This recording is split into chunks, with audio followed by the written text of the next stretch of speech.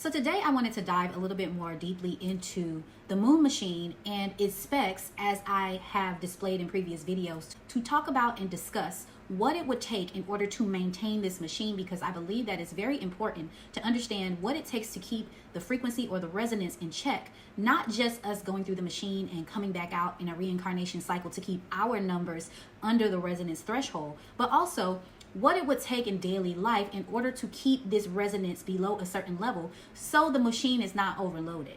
So if you're just joining me, I have been revealed in a dream this particular moon machine diagram, which has certain parameters in terms of how it holds together life and existence within this thing we call the matrix. And basically there are numerical values that are tied into this machine that create this sound resonance that kind of ripples out into life and existence in and of itself and shapes the way that we look and all matter and holds all things into place. As you can see here, the factoring in of the Fibonacci sequence and all of the different things that exist already in the sacred geometry of life factor into this moon machine. And it is the reason why, because basically sound resonance holds everything together. That explains why you have things like shells that are shaped in Fibonacci spiral sequence and hair also.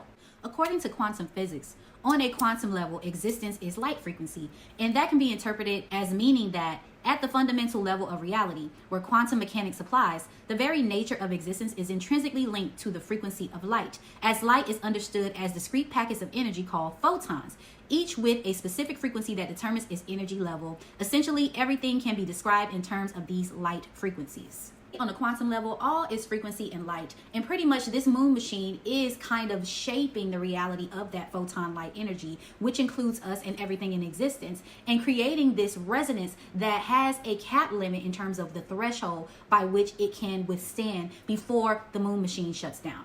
As light beings, we also emit frequencies. When we are happy, we emit frequencies, and when we are frustrated, when we have anxiety, when we are sad, we also emit frequencies because we are photon light energy beings. So as far as the concept of emotional frequencies, when a person is happy, they are considered to emit higher frequencies, meaning their overall energetic vibration is perceived as being at a higher level compared to when they are experiencing negative emotions like sadness or anger. This is based on the idea that emotions can be associated with specific vibrational frequencies, with positive emotions generally having higher frequencies. So if you're happy, if you're sad, all of those things as a photon light being kind of determine what your frequency levels are that you are emitting. So upon discovering this moon machine, I decided to plug in the specs into ChatGPT and just kind of ask, okay, what would something like this look like in terms of the numerical values? What would be the thresholds in terms of how much we could bear on this particular machine? And also, what would it take in terms of the mechanics of life in order to keep this machine's resonance from overloading? And boy, did ChatGPT give me a mouthful. One of the biggest problems ChatGPT said would be maintaining the noise, because noise generates higher frequencies and that would disrupt the machine. So keeping noise pollution to a minimum by polluting the air, because if the air is congested, then it's less sound making it through the atmosphere. Also, in order to maintain this noise level, you would have to control human behavior and basically keep people from being too loud. Another part of that would be how homes are built. Basically, where people dwell would need to be constructed in a way that noise is not making it out, and it's soundproof basically, which makes perfect sense as to why we have certain mechanisms within our society that keep us from being too loud, and also the fact that homes are built with insulation, they're built in a square manner, also in a boxy kind of way. This is absolutely something that could have been orchestrated to keep the noise levels down.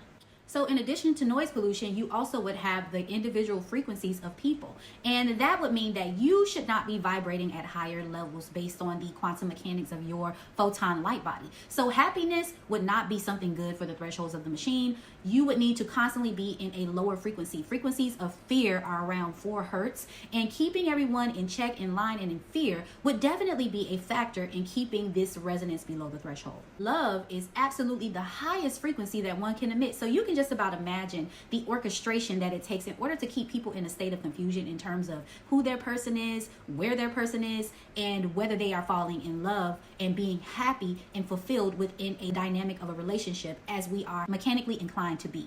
ChatGPT also said that you would need to get the community involved heavily in policing and making sure that others are within this particular threshold, making sure that they don't violate these sound ordinances or that they're not vibrating at a very high level. So inducing fear, frequencies, sadness, depression, keeping everyone at a lower vibratory state is a part of the mechanics, and that would make perfect sense as to why our reality is painted in the way that it is and why we have all of these different death, murder, destruction type of timelines going on. It makes perfect sense to keep people in line with lower vibratory frequencies so that they do not disturb the moon's resonance frequency. If you have been paying attention to my page, what I like to do is numerically decode events, news, and world happenings in order to understand how those things are coded.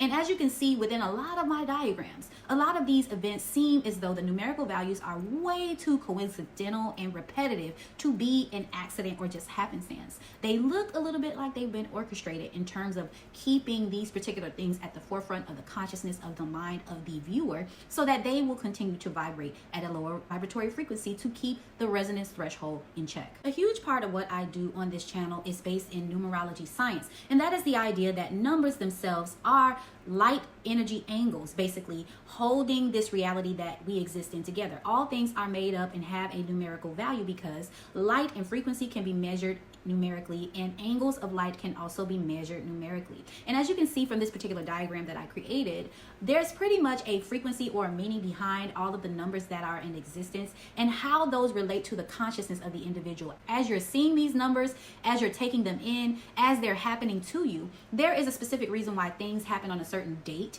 or why they happen at a certain time, or why things are coded numerically in a certain way. And that is because these are angles of light that affect the consciousness of all light beings on earth.